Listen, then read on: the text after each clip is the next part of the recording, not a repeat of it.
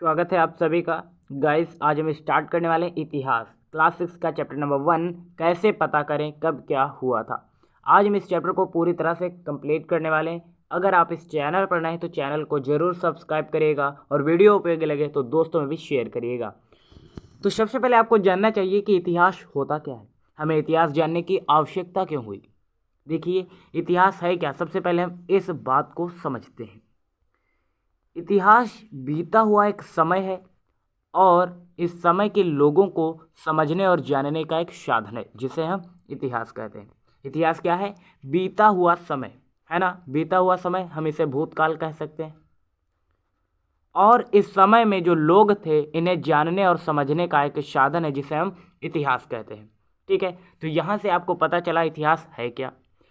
अब यहाँ से क्वेश्चन निकल कर आता है, इतिहास के जनक किसे कहते हैं? तो हेरोडोटस इसका राइट आंसर हो जाएगा। हेरोडोटस को हम इतिहास का जनक कहते हैं। ठीक है, अब हम बढ़ते हैं आपके अभ्यास प्रश्नों की तरफ, और अभ्यास प्रश्न आपके लिए बेहद इंपॉर्टेंट होने वाले हैं। यहाँ से क्वेश्चन आपका हाफ ईयरली एग्जाम हो, एनुअल हो या फिर कॉम्पिटिटिव एग्जाम हो, कहीं पर भी आपको 1 नंबर में क्वेश्चन जरूर देखने को मिल सकता है। चलिए, पहला क्वेश्चन है, प्राचीन काल के मानव किस किस पर अपने अभिलेख लिखते थे और क्यों? देखिए, अगर प्राचीन काल की बात करें तब मानव लिखना पढ़ना नहीं जानता था, लेकिन अब यहाँ पर बात हुई है कि अभिलेख किस पर लिखता था। लेकिन उसने लिखना प्रारंभ कर दिया था प्राचीन काल में, लेकिन लिखता किस पर था? उस समय कागज का उसे ज्ञान नहीं था, लेकिन वह ताड़पत्रों, भोजपत्रों और ताम्र पत्रों पर लिखा करता था। या फिर बात करें मिट्टी की दीवारों पर, है ना, स्तंभों पर वह पहले लिखा करता था, है ना। अगर आपसे पूछा जाए कि प्राचीन काल के मानव किस किस पर अपने अभिलेख लिखते थे, तो आपको करना क्या है, सिंपली देखिए, उस समय कागज़ तो था नहीं, कागज़ का उन्हें ज्ञान भी नहीं था, तो ये अभिलेख अपने ताड़पत्रों, भोजपत्रों, किसी पत्थर, दीवार या फिर मिट्टी के जो बर्तन हुआ करते थे उन पर लिखा करता था। तो प्राचीन काल का मानव किस पर अभिलेख लिखता था, यहाँ से ये क्वेश्चन आपने कवर कर लिया है। अब हम बढ़ते हैं नेक्स्ट क्वेश्चन की तरफ, और नेक्स्ट क्वेश्चन है, पाठ में आपने सम्राट अशोक के किस अभिलेख के बारे में जाना? तो देखिए, पाठ में सम्राट अशोक के लुम्बिनी अभिलेख के बारे में हमने सीखा था, और लुम्बिनी अभिलेख जो है ये नेपाल में स्थित है। कहाँ स्थित है? नेपाल में। काफ़ी इंटरेस्टिंग है ये क्वेश्चन, आपके कॉम्पिटिटिव एग्जाम में भी पूछा जा सकता है कि अशोक का जो लुम्बिनी अभिलेख है ये सबसे छोटा भी अभिलेख है। ठीक है, अगर आपसे पूछा जाए सम्राट अशोक का सबसे छोटा अभिलेख कौन है, तो लुम्बिनी, जो कि नेपाल में स्थित है। ठीक है, हमने अभी लुम्बिनी अभिलेख का उल्लेख इस पुस्तक में किया था और उसे समझा।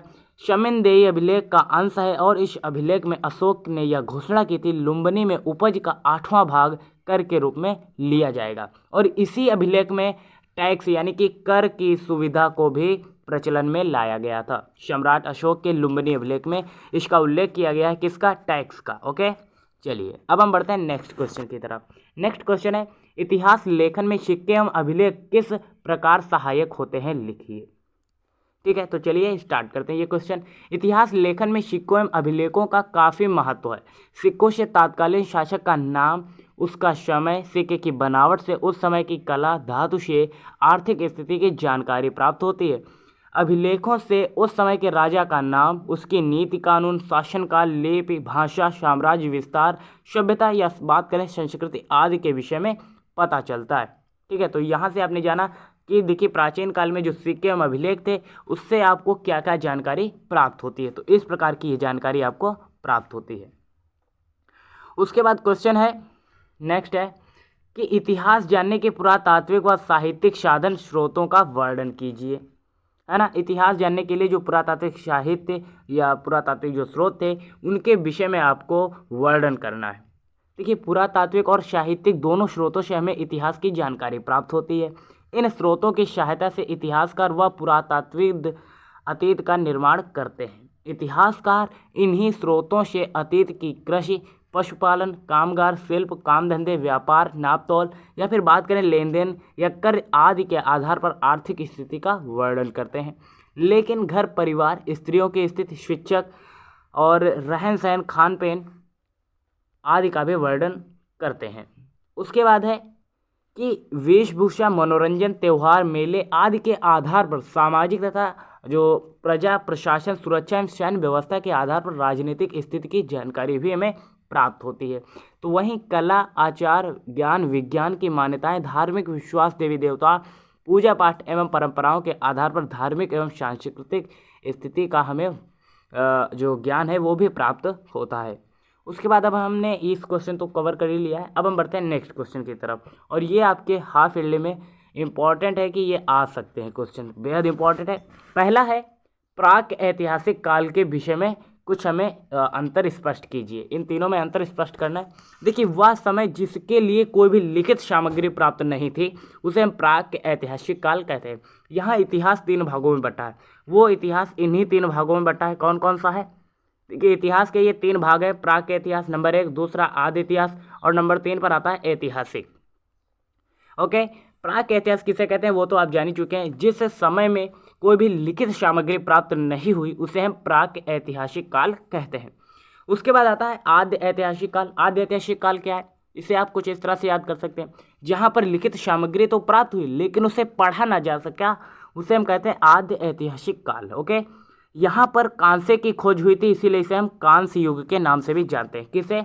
आद्य ऐतिहासिक काल को हम कांस्य युग के नाम से भी जानते हैं, क्योंकि यहाँ पर कांसे की खोज हुई थी। ओके, उसके बाद आता है ऐतिहासिक काल। जिस काल में देखिए लिखित स्रोत तो मिले लेकिन उन्हें पढ़ा भी जा सका, उसे हम कहते हैं ऐतिहासिक काल। और यहाँ पर लोहे की खोज हुई थी, इसीलिए इसे कहते हैं लौह युग। ओके, इसे क्या कहते हैं? लौह युग। और प्राग ऐतिहासिक काल को देखिए यहाँ पर क्या खोज हुई थी? पत्थर की, और इसीलिए इसे हम पाषाण युग भी कहते हैं। ओके, प्राग ऐतिहासिक काल में पत्थर की खोज हुई, आद्य ऐतिहासिक काल में कांसे की खोज हुई, इसीलिए कांस्य युग कहा गया इसे, और ऐतिहासिक काल में लोहे की खोज हुई, इसीलिए हम इसे लौह युग भी कहते हैं। देखिए, आपको यहाँ पर आद्य ऐतिहासिक काल में सिंधु सभ्यता ये सब आपको पढ़ना होता है, मेसोपोटामिया की सभ्यता, लेकिन हमारा वो यहाँ पर सेशन नहीं है, तो इस पार्ट को हम नेक्स्ट क्लास में कवर करेंगे। यहाँ पर हमारा जो सेशन है वो इस पार्ट को कवर करना है। ठीक है, चलिए, यहाँ पर लिखा गया है कि पुरातत्ववेत्ता और इतिहासकार से आप क्या समझते हैं। तो पुरातत्ववेत्ता होता क्या है, सबसे पहले हम इसे जानते हैं। पुरातत्ववेत्ता सावधानी से जमीन की देखरेख और समझ के आधार पर खुदाई कराते हैं, जबकि खुदाई से प्राप्त छोटी वस्तुओं से लिखित दस्तावेज तैयार करते हैं। इन्हीं वस्तुओं के आधार पर हमें अतीत की जानकारी प्राप्त होती है ना। उसके बाद इतिहासकार क्या होता है? इतिहासकार अतीत से प्राप्त तथ्यों और साक्ष्यों के आधार पर बीते समय की जानकारी देते हैं, जबकि वे कृषि, पशुपालन, व्यापार, नापतोल, लेन देन के आदि के आधार पर आर्थिक स्थिति का चित्रण भी करते हैं।